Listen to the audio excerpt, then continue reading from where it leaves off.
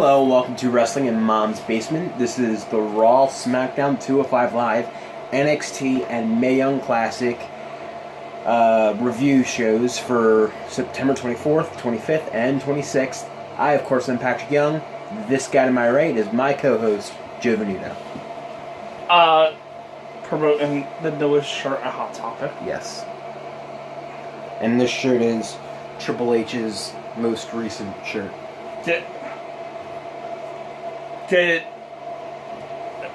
This, because I believe this is a limited edition shirt tied to Jericho first. Because this is the Books of Jericho or Y2 Jackson.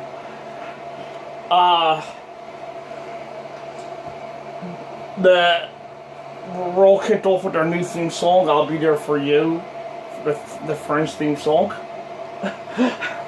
When the rain starts to pour.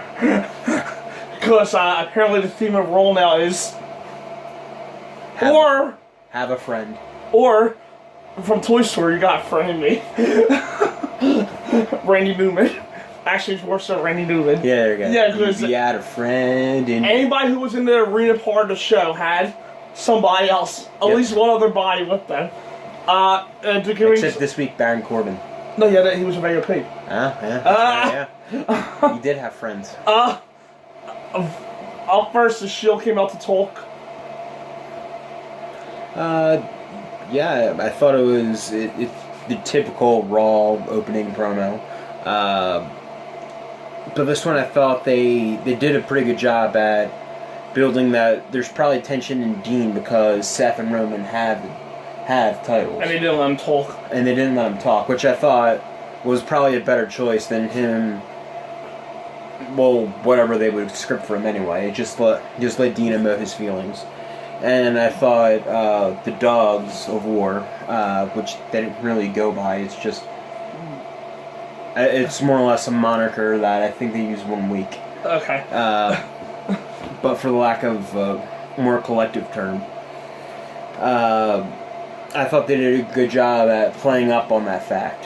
And they did it throughout the night, really. Yeah, I did like as the heels presented a quality case of Dean, who they were either pointing to Caesar a heel turn or just making us think that. Yeah.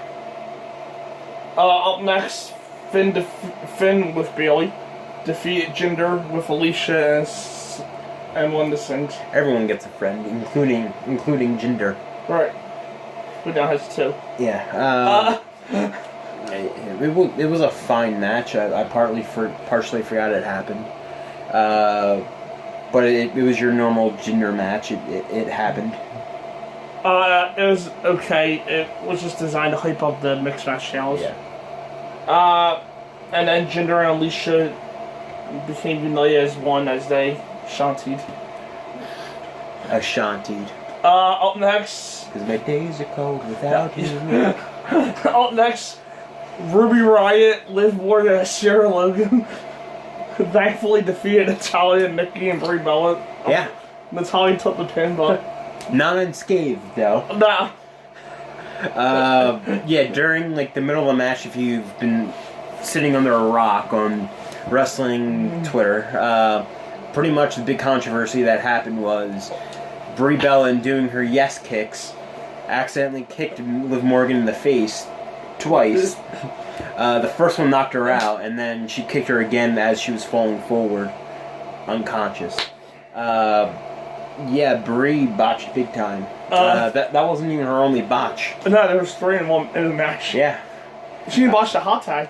Yeah, she did. To Natalya. And she actually may have botched 4 times because in order to get Liv over to the corner, she literally grabbed her by the head and tried to save her and trying to protect her. She might have actually injured her. Yeah, not necessarily a pretty match. Ruby and Sarah looked pissed. Right. Rightfully so at Brie. But yeah, Brie. Did she actually get training before she returned, or was it just oh, you're returning? But as the Bella Army says, you gotta give her a pass because she's a mother. Mickey's a mother. What are you trying to say? Mickey's a mother, and That didn't stop her. and she hasn't injured anybody since being back. Yeah, it wasn't good prior to Liv's injury, but it became even more disjointed after. Yeah, not a pretty match. And they couldn't adapt from the layup that I think they were going for, and it fell apart. Mm-hmm. Although, if anything does come out of this match, Liv may actually receive a push of her own sometime soon.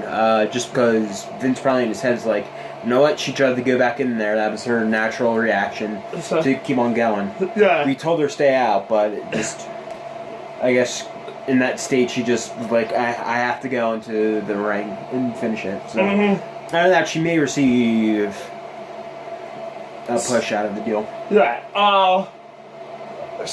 Up next, Stephanie cured cancer. After that, Connor defeated Chad Gable. It's funny how we react to Stephanie nowadays. I loved her in the Attitude Era. I loved her character. I mean, I hated her, but, I was like 11. Right. I did think she was hot then, though. Yeah, well, now she's curing cancer. Yeah, and I've liked her character, but, like, since he came back with the Authority, it's just... She's curing cancer, you gotta go through. Yeah. She's either snatching someone's balls or making everything about her, so... Right, but if she cures cancer, good for her. Yeah. Although Raw may have actually needed her as the Authority figure. Well, maybe she could cure Roll, because that's like cancer. Yeah, that's true. That's Connor defeat Chad Gable. Why? This was week 4, I believe, of Rude and Gable versus the Ascension. Yeah. In some form. After 3 weeks, Gable win and he loses to Connor. Connor. Why? I'll do the Johnny Gargano for this one. Why? Triple H said Taker's soul's already lost. That might have been the best part of Raw. Yeah. Triple H leaving the building. Maybe the best part of Raw. Up next, Drew McIntyre and Dolph Ziggler defeat the Revival in tag title match. Very strong match. It's good to see the Revival actually get some time. Yep. And not completely forgotten that they were the ones supposed to have the tag team title shot, not Dolph and Tyre. Right. So it is good that they didn't forget about them. And I would like to see more of Revival and Dolph and McIntyre in the future. Yeah, it was hard to go back and forth. It was a tough week probably for match of the week for the most part. A lot of matches were close. Yeah. This will be 1 to 4 I can think of off the top of my head. So I'll give Roll that. They had better in-ring matches than usual this week. Yeah. Their stories held them back though. If we're going over. Yeah. It's still easily the worst show of the week. Yeah. Spoiler alert for our show of the week, but it's not wrong. Raw had better in-ring matches, I'll say, from SmackDown than SmackDown and NXT. Yeah. But that doesn't mean it was better than either show. Yeah. It was nice to see the Revival dig deep. I guess it would have been. I think it would have been the faces. I don't know. Yeah. But I want to know more about they already did the match. I would like to see them do a few, but they already did the match. Yeah. Next, first to go. The Kevin Owens show with his friend Elias, and then Leo Rush and my man interrupted. Yeah. And then my man defeated Elias by DQ. Yeah, I am liking the pairing with Leo and Bobby. It at least gives Lashley something to do. However, it's starting to look like Leo is starting to outshine Bobby a little bit more. Owens, I thought, did a good job with his promo and was his normal heel self. Elias and Bobby, the match was fine for what it was. Not all that memorable. Nah. Yeah, it was okay, completely flat finish. Owens chased Rush and then ran over Lashley for the DQ. I know why they did to continue the feud, but didn't come off well. Up next, Nia Jax defeated Alicia Fox in a rough match. Yeah. In a squash match, but in a rough match. Yeah, in a very ugly squash match. Yeah, woohoo, Nia's back. It was short, but still match for no good. Yeah. Well, the good news is at least Ember and Mickey were at ringside. Because you didn't want them having a match. Why? Yeah, why not? Because they're not the biggest star. They're not the bigger stars next to Nia and Alicia. Yeah, they are. They're not Total Diva alumni. So. Sheamus is right. Total Divas is shit. Oh, I love that. Did you see his picture? Yeah, I did. Where he was held and gagged, yeah. Yeah. They got his lowest ratings ever based on the last 2 weeks. I mean, we watched the show at one point and we're like, yeah, totally this isn't that bad. We don't even watch it anymore. Yeah, I know. And the main event, Baron Corbin and AOP. That's their name because authors of pain is too hard to remember. Yeah. God damn it, no one remembers authors of pain. Vince, I think, owns all the chain restaurants too now. Dunkin' Donuts, Domino's. I think he owns them too because they only have the one name. Yeah. The Shield defeated Baron Corbin and the AOP. Yeah, I thought it was a good way to end. 20-minute Corbin match, 19-minute Corbin match. Luckily, he had 5 other people in the match. I thought it was a decent main event for Raw. They just went back to the Shield formula, just 6 men in the ring, 3 of them beating the Shield. Yeah, this was no match I had for match of the week 2. Yeah. Since it was the show was one, I didn't give either match of the week because of the show. Yeah. Unfortunately. Yeah, it ended up being very good. They weren't staying out enough to pass the other matches. Yeah. It ended up being a very good match. And we're back to some of the fun and magic in the old Shield matches. So, AOP looked good, and Corbin smartly from Raw took the fall. Yeah. Oh, that was it. And then next week, Lashley versus Owens with Elias and Leo Rush. More than likely. No, Nick Rush finished so. Okay. And Rousey versus Riot with everybody ringside. Yeah. Somehow there's less of a chance for Ronda to be in a match with a member from the Riot Squad and nobody gets knocked out than the one this current past week. I guess the 6-woman tag may be off next Saturday. Yeah. It may end up being Ronda and Nikki against Ruby and Sarah. Yeah. Well, it sounds like a better match on paper. Not because somehow not injure nobody, but just get to Ronda versus Ruby on the pay-per-view. That'll work better. Mm-hmm. SmackDown kicked off with Truth TV. Yeah, Carmella and Truth pretty much took Miz TV. Yeah. Because Truth had beaten Miz, and he didn't have a title, so he just took his show. And Carmella and Truth worked very well together. The whole show was with Daniel Bryan as the guest, and they did a fine job, complete with 7-second dance breaks. We should probably start incorporating that into our show. Yeah. But yeah, they got the opening promo across.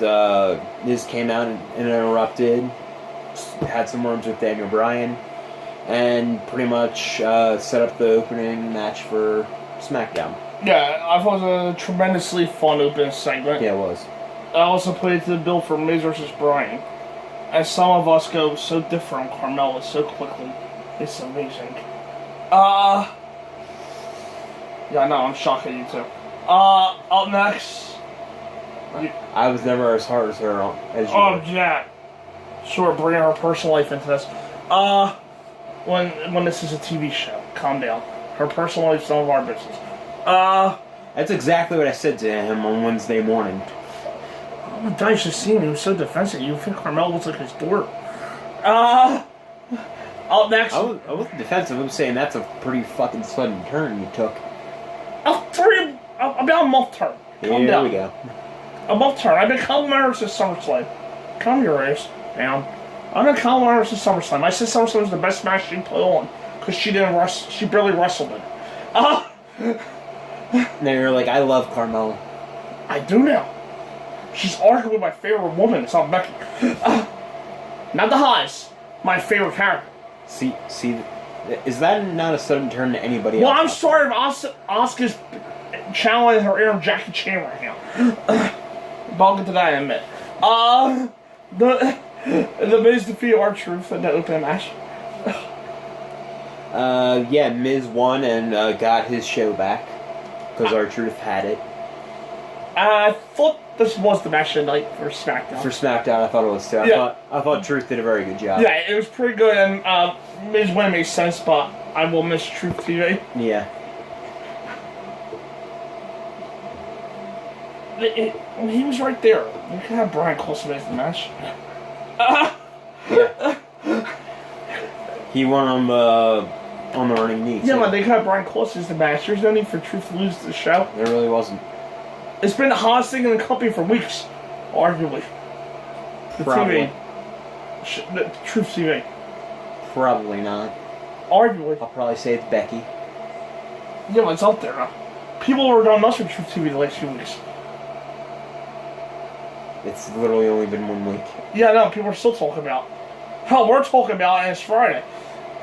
It's the review. It's our review show. That's why, and it just happened this week.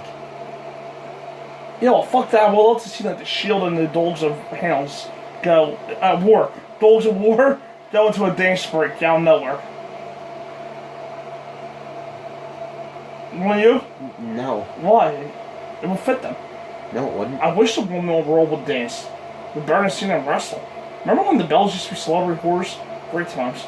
Well, now they are. Now they are actual celebrities who are whores. Alright, my fault, not Brie. She's not a whore. She's just bad. She's just a bad wrestler. Yeah, the sister's a whore. But she's a competent worker. I wish the whore wasn't the competent one. She's not really a whore. She's just a gold digger. She's got knees. Next, Sheamus defeated. Wow, we are so gonna get canceled off of YouTube. Whore. If you can get canceled off of YouTube, You can't. Whore. they can suspend your account though. We just make a new one. Next, Sheamus defeated Big E. Yeah, I thought Sheamus and Big E did pretty well together. More or less, more of the same though. I kind of want to see more of a. I guess you can have a tag match with them, but not actually the two that they're going to compete against at Super Showdown. That's kind of almost the brilliance of New Day. You don't necessarily have to face the two at the pay-per-view that you would face at earlier on SmackDown. Who is wrestling that match?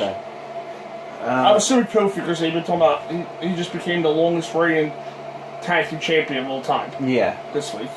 Probably Kofi and Big E. But yeah. It was a no-sell back for match, and Bard put up a no-win to get momentum for Saturday. Yeah. Up next, Rusev wants answers.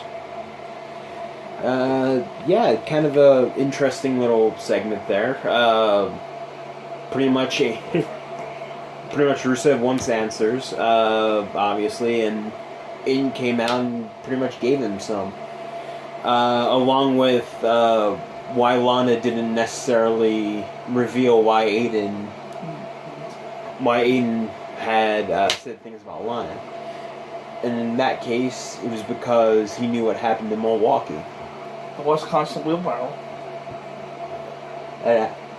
However, I actually watched the Wall Culture, I think it was the Wall Culture video, where they said that he actually mentioned that it took place in Brooklyn. With The Rock and Lana.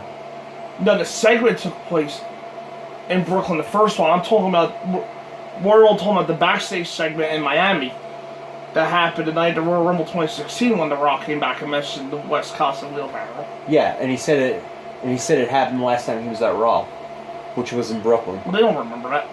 WWE. So it probably isn't going to be The Rock. It would be interesting to see that though. This screen. Although there kind of would be this shot right here is what everybody's talking about. Yeah. Imagine The Rock talking to your wife like that right in front of you. So pretty much Aiden knows something Lana and about Rusev, and apparently Lana doesn't even know. Imagine having a guy like The Rock talk to your wife right in front of you like that. It'll make you feel like a little boy. Boy, she is flexible. Yeah, no, and then it makes you feel like a little boy. Yeah. Batista did to Melina Marshall. So. It's true, yeah. Nikki, I wonder who did it with Nikki. Who made Cena feel like a boy? Dolph. Yeah, it was Dolph. I thought the segment was going really well. I am a little worried though when they tease the one night stand angle. I'm hoping it's just English being a dick and they don't get too cliched with this one. Yeah. Lana should stay with Rusev. Yeah. So maybe it's her walking to her room with another man or something. Yeah, I hope it's just him being a dick. Yeah. I was a little worried when they got a little too cute with that one. Because it could easily turn into a big comedy story. Yeah. Because last time it could easily slide into Claire Lynch territory. Last time they had Lana and Rusev separate. Yeah. The best thing to come out was Stupid Fish of Lana. And Dolph Ziggler. Ziggler. It was pretty much Rusev just being Rusev in those promos. And Summer not knowing that Dolph had tan lines. Yeah. Poor girl needs glasses. And they said Bill Cosby's born. Yeah. Next, Asuka and Naomi defeated Sonya Deville. Probably a good thing you said that under your breath. I don't think the camera picked that up. Asuka and Naomi defeated Sonya Deville and Mandy Rose. I think. Yeah, it had to be. Yeah. Pretty much Asuka, Sonya wasn't ready for Asuka. Asuka pinned Sonya. It was your normal women's tag match. Nothing necessarily thought-provoking or very interesting. It was just they have to put SmackDown's version of Rush Hour on the show against women. Yeah, there was us to it, but the red team won. Yeah. That is for showdown. Up next, Ty Dillinger defeated Shinsuke Nakamura by DQ. Kind of okay. I think they probably could use Ty a little bit better because Nakamura does sort of need a challenger at this moment. I would like to see the United States title get a little bit more focus and maybe a little bit more of a feud, which you could have used Ty for. But it's more or less just thrown aside, and Orton ended up being Ty for. He came out and beat up Ty Dillinger for. Well, if it's good, Ty's going to feud with Orton, though. Nakamura's willing to start by it. Yeah. I don't think Ty's just going to get hurt. To have a main feud with Orton for a couple weeks. But literally, Orton said he that wasn't his next victim, but it was Orton just being a dick. Yeah. The 10 chase get annoying, and they do. Why are you counting 10 when there's a count out that one ties out in the match? No. They don't even do that anymore. No, they do. Maybe they don't. On the indie scene, some people do. Some people do, but not really anymore. Becky defeated Lana. Yeah, Lana had a match earlier in the show with Becky because Becky chose her as her opponent that night. Becky also beat up Charlotte when Charlotte had a photo shoot. Yeah. And she held her belt above her. And then later in the night, she pretty much said that she's going to beat up Lana tonight, and which she does in this match. And she also was kind of a dick to her, mentioning Milwaukee and all that stuff. The match was okay. For Lana standards, it wasn't necessarily anything special.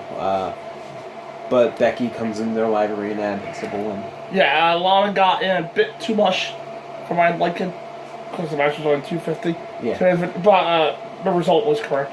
And the main event, Styles and Joe signed contract. What do you think? Well, the initial thoughts are excellent way to end SmackDown. Yeah. Pretty much, AJ is in the arena, signs the contract. Joe's nowhere to be found until he shows up on the Titantron. And he apparently is in AJ Styles' neighborhood right in front of his house. And literally the final shot you see of SmackDown is Joe walking up AJ's walkway, breaks his front door, and rings the doorbell. And then SmackDown shuts off. I thought that was an excellent way to end the show. Yeah. Very Attitude-Era-esque, where something like a major tension is just happening, and then we just turn off the episode. So pretty much it'll draw people into next week to see what happened with that, and I'm very interested to see what they're doing with that. Yeah, both guys are excellent here, in particular Joe now, come off as his tremendous work, I should say not come off, continuing his tremendous work as the sadistic asshole. Yeah. I did see some people complaining about the angle, saying they're focused on the family too much, but that's been the point of the feud. Yeah. Joe's getting inside AJ's head so much that By using his if he wraps his head around his family, that may end up costing him the title. So, and Joe continues everything to be underrated on all of his promo stuff. Yeah. Moving on to 205 Live. We're waiting for it to roll. This is Rivet Television. Awkward silence. There we go. Leo Rush defeated Noam Dar. Could have been the show. Yeah, I thought Leo and Noam did a great job together. I thought to match Leo's pace, Noam picked it up very well. And I thought we also got a very exciting start to 205 Live. Yeah, it was a good back and forth opener, and with Leo being taken to the limit for the first time. Yeah. Finally, before overcoming the, I think it goes 8-0 or 6-0. Yeah. So on the feud. Up next, Brian Kendrick beat a bitch. Yeah, he beat up a bitch, and then Gulak beat him up. Yeah. And then Kendrick, before the guy can get legitimately hurt, rolled the jobber out. Yeah. Yeah, there's no fucking around for Kendrick. Yeah. And the main event, Hideo Itami and Mustafa Ali went to a double countout. I thought this was a very good match. Just shy of my match of the week. But I did like how Hideo and Mustafa worked together. Hideo being the badass bruiser he is, and Mustafa pretty much taking huge amounts of damage and still kind of sort of coming back. I also like the finish to the 450 onto the ring apron. Yeah. I could see that knocking people out. Yeah, it was really good stuff. Hideo looked to be respected to Mustafa, and Mustafa was willing to do anything with the apron 450 to prove himself. Yeah. To get revenge. The feud will continue likely in a stipulation match. Probably. Which I'm completely okay with. Oh, yeah. NXT kicked off with William Regal and Undisputed Era having a rare opening segment. Yeah. On NXT. Yeah, one of the very rare opening segments in NXT history. But at least there was to get a point across. Yeah. And it wasn't also setting up a match later in the night. It was setting up a match 2 weeks and 3 weeks later. Yeah. Yeah, I thought Undisputed Era did a good job in antagonizing Regal. Pretty much got in his face, and then Regal responded with, "Yeah, Adam Cole, you do have your title match coming up against Ricochet with Pete Dunne." Mm-hmm. So triple threat match in 2 weeks for NXT, and then the tag team champions O'Reilly and Strong. They're gonna go against War Machine or War Raiders. War Raiders. I actually seen them wrestle this time. Yeah. So let's go. Nixon Newell. Yes. That's I mean, no. You've seen her. Big Damo. There you go. Yeah, I thought it was a very well done opening segment. I love that Regal takes no shit. Plus, the matches look to those two matches look to be setting stuff up for War Games. Yeah, and I think he also alluded that he's close to his investigation to figuring out the truth of who injured Alistair. It's all about the game and how you play it. Oh no. I guess that's. Up next, Lars Sullivan defeated Wardell Walker by DQ. Yeah, it was pretty much a Lars beatdown, pretty much. The guy did get in some offense. Yeah. But it was pretty much going the obvious Lars squash route, and then EC3 appears to cut off the ending and pretty much get some revenge on Lars. He also looked over 10. Dang, wait, he was off his shirt. Like super 10. Yeah, I was like, I know he's normally like not dark skin, but like dark. Yeah. But he was like bronze. Usually over 10s. Yeah, he was like, if you weren't paying attention, he kind of looked black a little bit. Yeah. His body was very bronze. Yeah, very, very bronzed. Yeah, the result made sense is the two had heat from a large tag he a few weeks ago. Mm-hmm. On next, the Mighty defeated the Street Profits. In probably my favorite match on NXT. Yeah. I thought Street Profits did very well, being the weaker team of the two. I also like how they showed a little bit more seriousness. Yeah. Because the Mighty's just messing with them, taking all their and don't take a man's solo cup and chains. Yeah. That's usually not a fighting stance, but I would be more pissed off at the solo cup. Yeah. No. I did like their aggressiveness, and they weren't doing their normal routine entrance. Yeah. And the Mighty were as good as they always are. Yeah, it was solid stuff, and the Mighty pick up a clean win, and gained so much momentum in the undercard tag division. Up next, Kairi Sane defeated Vanessa Bourne. Pretty much, Kairi beats Vanessa Bourne. Relatively short. Pretty much as you would expect out of a Vanessa Bourne match. Yeah. Although she's not bad. It's just she doesn't get long matches. Nah, yeah, she put up some fight, Vanessa, but clearly fell to Kairi, and she threw the roll on, and then Shayna came down and made the match official for Evolution, because there's at least one show that's built into an actual program. Yeah. Evolution. In the main event, Tommaso Ciampa defeated Otis Dozovic. I thought it was a good match. I thought Otis did well, and Ciampa just was Ciampa as always. Okay, be right there. It was a good, entertaining match with the unlikely opponent. Otis surprised Ciampa because Ciampa was in before the match. He was thinking it was a joke. Yeah. It was by now. It was just funny. So Googling you. It's not next week, Johnny Gargano versus Tony Nese, apparently 205 Live still in crossover. Yeah.